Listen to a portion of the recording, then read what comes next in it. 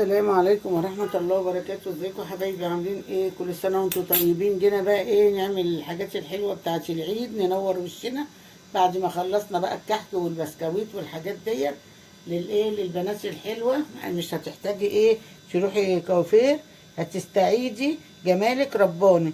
خلاص يجعلك تستغنى عن المكياج وعن الكوافير. هنبقى حاجات بسيطة والله من البيت. والنشا زي ما انتوا عارفين فوائدها للوجه، بتعمل ايه؟ بتبيض الوجه وبترطب الوجه. خلاص. والقهوة. خلاص يا حبايبي، هنعمل ايه بقى؟ عندنا حاجات بسيطة برضه. كل بيت فيه بن، ما فيش بيت ما بيشربش بن يعني. هنعمل ايه؟ بصوا اهو، معلقة بن اهي. بصوا معلقة بن، معلقة بن عليها معلقة نشا.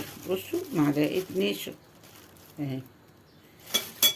معلقة عسل ابيض مش كتير، معلقة صغيرة. بصوا اهو، معلقة عسل ابيض ننزلها كده.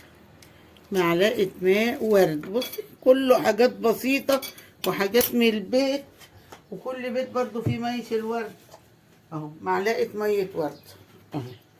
بصي ماء ورد، ماء ورد اهو. معلقة ماء ورد اهو. انا بحطش بالغطا كده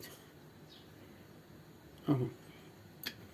ونعجن الخليط بتاعنا ده اللي مش هيخلينا بقى نروح ولا الكوافير ولا الحاجة. هنستغنى عن المكياج وهنستغنى عن الكوافير، وهيخلي وشك ينور وحاجة زي الفل. هنعجن الخليط ده كده اهو مع بعضينا زي ما احنا شايفين اهو اهو. احلى ماسك للوش، لتفتيح الوش وتبييض الوش والاماكن الحساسة وكله. ما شاء الله حاجة جميلة جميلة جميلة اهو اهو. هنحط شوية مية ورد كمان. ريحتها جميلة.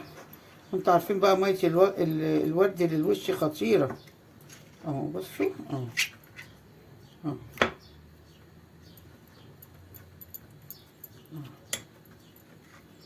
اهو. والعسل فايدته جميلة للوش، بينور الوش ويغذي الوش وحاجة خطيرة اهو. بصوا اهو. واجي بقى كده على وشي اهو، واروح واخده بقى كده اهو اهو، وعامله كده اهو، واسيبها بقى تنشف على الوش. عارفه اما بتنشف على الوش وتيجي تشيلها بتشيل كمان شعر الوش اهو. مش هتحتاجي انك تعملي حاجه. بصوا اهو. وتروحي شايله، تسيبيها بقى على وشك قيمه نص ساعه كده هينشف. هتروحي تشيليها بقى كده بتنشف، وتروحي فرقاها وشايلاها. وانتي بتشيلها هي بتنور وشك وتفتح وشك، ومش قادره اقول لك يعني حاجه جميله. هتخلي وشك زي البيبي. خلاص اهو. حاجه سهله من البيت. معلقه بن، كل البيت يوجد فيها بن.